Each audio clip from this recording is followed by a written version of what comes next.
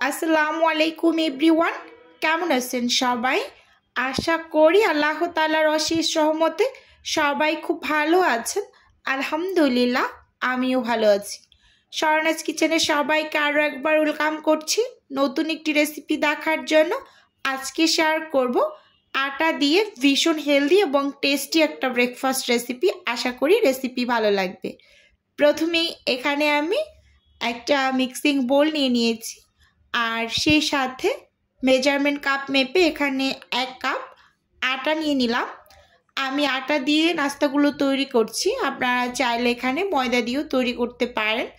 এখানে আমি স্বাদ মতো লবণ দিয়েছি, আর সেই সাথে 1 চা চামচ দিয়ে দিয়েছি চিনি। এবার এই শুকনো উপকরণগুলোকে উইক্স দিয়ে একটু নেড়ে চেড়ে মিশিয়ে নিচ্ছি। এতে করে এই যে আটার ভিতরে যদি কোনো টাইপের শক্ত দলা দলা অংশ থেকে থাকে তাহলে শুকনো অবস্থায় ভেঙে যাবে। তো এখন এখানে মেজারমেন্ট কাপ মেপে 1 কাপ পানি নিয়েছি। এবার অল্প অল্প করে পানি অ্যাড করে একটা ব্যাটার রেডি করে নেব। সত্যি কথা বলতে এই নাস্তাটা কিন্তু ভীষণ হেলদি এবং টেস্টি একটা নাস্তা। যারা ডায়েট করছেন তাদের জন্য ভীষণ হেল্পফুল একটা নাস্তা। কি আর বলবো, এখানে যে আমি চিনিটা ব্যবহার করেছি, যারা ডায়েটে আছেন চাইলে আপনারা চিনিটা স্কিপ করতে পারেন, সেক্ষেত্রে কোনো টাইপের অসুবিধা হবে না, একেবারে পারফেক্ট নাস্তাটা রেডি করে নিতে পারবেন। এখানে 1 কাপ পানি প্রথমে পুরোটা দিয়ে আমি ব্যাটারটাকে খুব ভালোভাবে নেড়ে চেড়ে মিশিয়ে নিয়েছি। পরে কিন্তু আমি আরও 1 কাপ পানি নিয়েছি, তো সেখান থেকে 1/4 কাপের মতো পানি আমি দিয়ে ব্যাটারটাকে একেবারে পুরোপুরি অনবরত নেড়ে চেড়ে রেডি করে নেব। আর এই ব্যাটারটার ভিতরে কোনো টাইপের যাতে গোটা গোটা মানে দলা দলা অংশ না থাকে সেদিকে কিন্তু খুব ভালোভাবে লক্ষ্য রাখতে হবে। আমি যে অনবরত নেড়ে চেড়ে মিশিয়ে নিচ্ছি, এখানে কিন্তু আমি 1 সেকেন্ডের জন্য স্কিপ করিনি, একটু শুধু স্পিড বাড়িয়ে দিয়েছি, কারণ আপনাদের বোঝানোর সুবিধার্থে যে এই নাস্তাটা তৈরি করার ক্ষেত্রে অবশ্যই এই দিকটা ফলো করতে হবে যে ব্যাটারের ভিতরে কোনো টাইপের মানে দলা দলা অংশ যাতে না থাকে, একেবারে স্মুথ একটা ব্যাটার রেডি করে নিতে হবে। আর যদি কোনো টাইপের দলা দলা থেকে থাকে তাহলে কিন্তু এই নাস্তাগুলো পারফেক্টলি তৈরি করা যাবে না। তো সেজন্য আপনাকে অবশ্যই এই কাজটা করতে হবে ধৈর্য ধরে, হাতে সময় নিয়ে। তো আমার কিন্তু বেশ অনেকটা সময় লেগেছে। আমি একেবারে খুব সুন্দরভাবে এভাবে উইক্স দিয়ে নেড়ে চেড়ে তারপর সব কিছু একসাথে মিশিয়ে নিচ্ছি। তো কিছুদিন আগে আমি এরকম একটা রেসিপি আপলোড করেছিলাম, তো সেখানে কিন্তু অনেক আপুরাই কমেন্ট করেছিল যে আপু এই পানিটা কি কুসুম গরম পানি না নর্মাল পানি। তো এই পানিটা একেবারে স্বাভাবিক তাপমাত্রার যে পানি, তো ওই পানিটা দিয়েই কিন্তু ব্যাটারটাকে রেডি করে নিচ্ছি। আরও একটা কমেন্ট খুব কমন ছিল যে এই যে আটা ব্যবহার করেছি এটা কিসের আটা, মানে চালের আটা না ময়দা না গমের আটা, তো এরকম প্রশ্ন ছিল। তো এটা আসলে আমরা যে গমের আটা খাই সাদা আটাটা, তো সেটা কিন্তু নিয়ে আমি নাস্তাগুলো তৈরি করেছি, আজকে কিন্তু ভিডিওতে বলে দিয়েছি। তো এখানে আমি উঁচু উঁচু করে 1 চা চামচ বেকিং পাউডার দিয়েছি একেবারে ব্যাটারটা রেডি করার শেষ পর্যায়ে। তো বেকিং পাউডার আর বেকিং সোডার কার্যকারিতা কিন্তু একই হয়, তো আপনাদের হাতের কাছে যেটা থাকবে বেকিং সোডা বা বেকিং পাউডার যেটা থাকবে তো আপনারা সেটাই ব্যবহার করবেন। তো আমি এখানে বেকিং পাউডারটা ব্যবহার করেছি, যেহেতু সচরাচর বেকিং পাউডারটাই বাসায় খুব বেশি থাকে।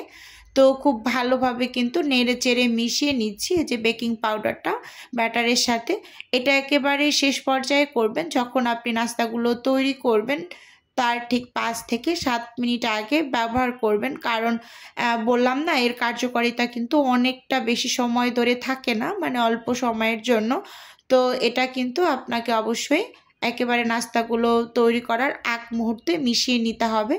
তো দেখুন এখানে আমি একটা চামচ দিয়ে আপনাদের ঘনত্বটা একটু দেখিয়ে দিচ্ছি। দেখুন চামচটা উঁচু করলে একেবারে ধীর গতিতে একই সাথে ব্যাটারটা পড়ছে। আর এই চামচের পিছন সাইডটা দিয়ে দেখিয়ে দিচ্ছি, দেখুন একটা দাগ কাটার পর যখন এইভাবে নিচু করেছি দাগটা কিন্তু মিলে যাচ্ছে না। ঠিক এইরকমভাবে আপনারা ব্যাটারটা চেক করে নিতে পারবেন। যখন এরকম একেবারে পারফেক্ট হবে তো সেই পর্যায়ে নাস্তাগুলোকে বানিয়ে নেবেন। আর এখানে কিন্তু আমার প্রথমে 1 কাপ পানি লেগেছে, তো দ্বিতীয়বার 1 কাপ পানি নিয়েছি, সেখান থেকে 1/4 কাপের মতো লেগেছে, বাকিগুলো কিন্তু বেঁচে গিয়েছে। তো এখন নাস্তা তৈরি করে নেব। চুলোতে আমি একটা প্যান বসিয়ে দিয়েছি আর চুলোর আঁচটা কিন্তু মিডিয়ামে রেখেছি। এবার প্যানটাকে ভালোভাবে গরম করে এখানে 1/3 কাপ ব্যাটার দিয়ে দিচ্ছি। তো 1 থেকে 1.5 মিনিটের মতো একটু অপেক্ষা করতে হবে। তারপরেই কিন্তু একেবারে চারপাশ থেকে অসংখ্য জালি ক্রিয়েট হতে শুরু করবে। এই যে স্কিনে দেখুন, ভালোভাবে লক্ষ্য করলেই বুঝতে পারবেন যে কতটা পরিমাণ এই যে জালিদার হতে শুরু করেছে, চারপাশ থেকে অনেক বাবল ক্রিয়েট হচ্ছে। তো এই নাস্তাটা কিন্তু একেবারে কম উপকরণের মাঝে আপনারা তৈরি করে নিতে পারবেন।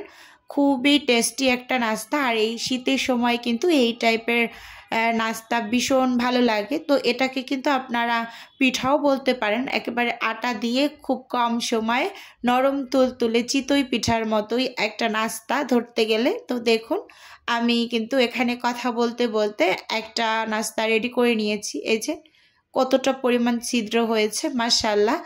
তো এখানে আমি আরও একটা নাস্তা আপনাদের সাথে তৈরি করে একটু দেখিয়ে দিচ্ছি। এই যে এখানে 1/3 কাপ ব্যাটার দিয়ে দিলাম। এবার হচ্ছে একটু সময় ধরে অপেক্ষা করার পরে কিন্তু পাশ থেকে অসংখ্য বাবল ক্রিয়েট হতে শুরু করবে। এই যে দেখুন।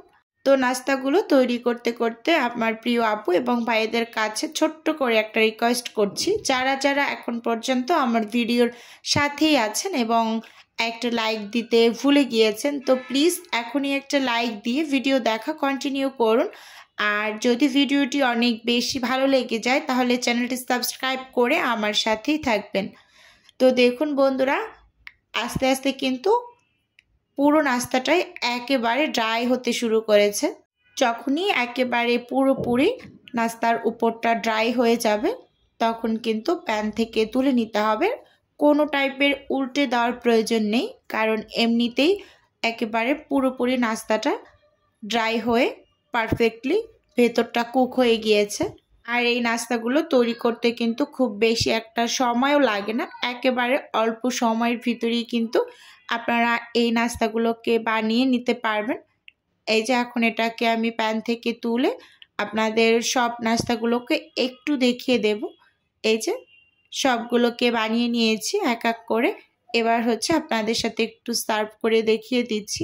আর পিছন সাইডটা যে অনেকটা বেশি পুড়ে গিয়েছে এরকম কিন্তু না, খুবই হেলদি একটা নাস্তা। আর খুব কম সময়ে আপনারা বানিয়ে নিতে পারবেন।